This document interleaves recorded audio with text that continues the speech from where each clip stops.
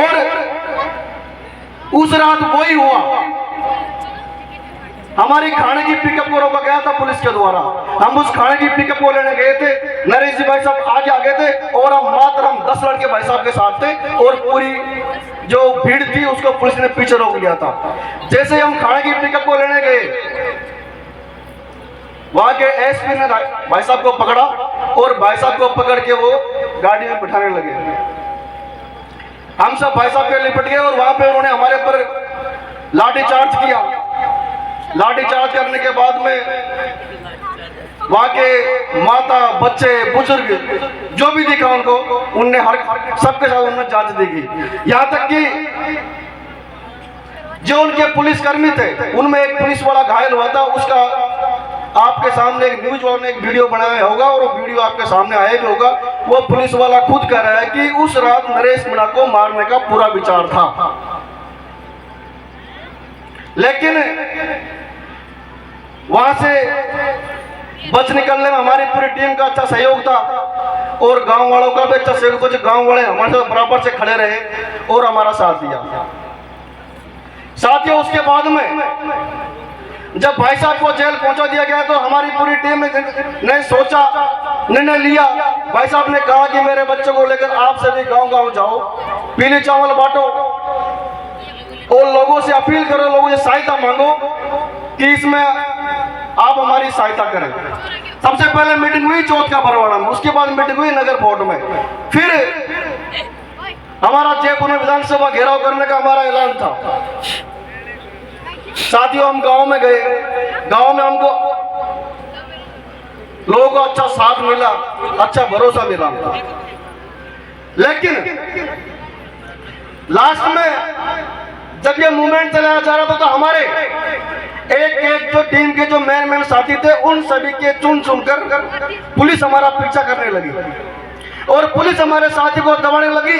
हमारे घर पे जाकर के हमारे माँ बाप को, हमारे भाइयों को पुलिस उठाने लगी, यहाँ तक कि हमारे मकान को तोड़ने तक का आदेश आ गया था, कभी इनके मकानों को तोड़ दो।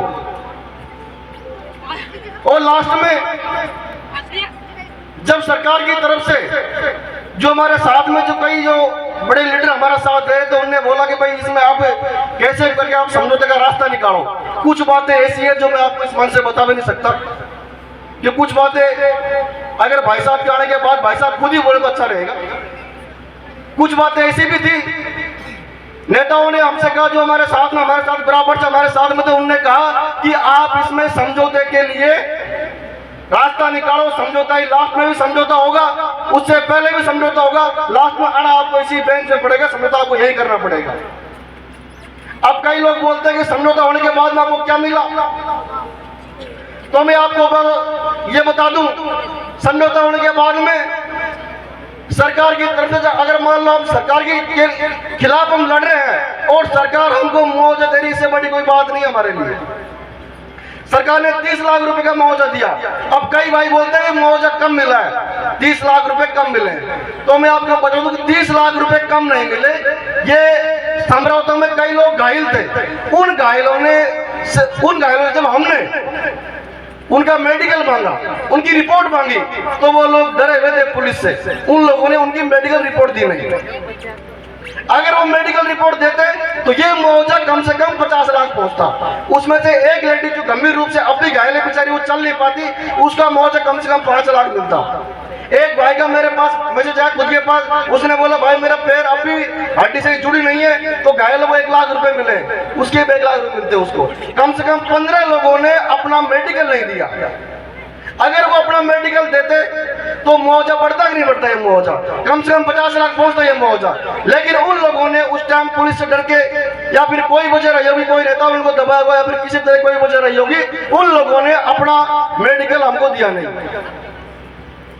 अब रही बात मुआवजे की, तो मुआवजा मिल गया, हम लड़ रहे हैं सरकार के खिलाफ और सरकार से हम मुआवजा ले रहे हैं, ये बहुत बड़ी बात होती है। गुर्जर आंदोलन में जब गुर्जर मरे थे तो मरे हुए आदमी की कीमत 5 लाख रुपए थी मात्र, जो तो मर गए थे। हम घायलों के लाख रुपए लेकर कोई कम नहीं है। और भाई साहब के खिलाफ सरकार ने वकील खड़े कर रखे थे, वकील पीछे हट गए, डबल एजी पीछे हट गए, सब लोग पीछे गए। अब ये जो काम चल रहा है, अभी भाई साहब की तारीख थी 23 तारीख बाद में अब 28 तारीख मिली है। 28 तारीख में ये है कि चार्ज बहस बयान हुए। चार्ज बहस होती है 307 धारा जो लगी हुई है, वो धारा जो लगाई हुई है भाई साहब के ऊपर, उस धारा को हटाने के लिए वो धारा हट जाएगी 28 तारीख को। 28 तारीख को धारा हटने के बाद में दोबारा भाई साहब की जमानत लगाई जाएगी, और मैं आपको भरोसा दे रहा हूँ अब जब भी जमानत लगाई वो जमानत हो जाएगी, ये हमको उम्मीद है। तो इसलिए मेरे कई भाई के मन में कई तरह की शंकाएं आती है, तो मेरा उनसे निवेदन है आप कई तरह कोई बातें शंकाएं पैदा ना करें। जय हिंद, जय भारत।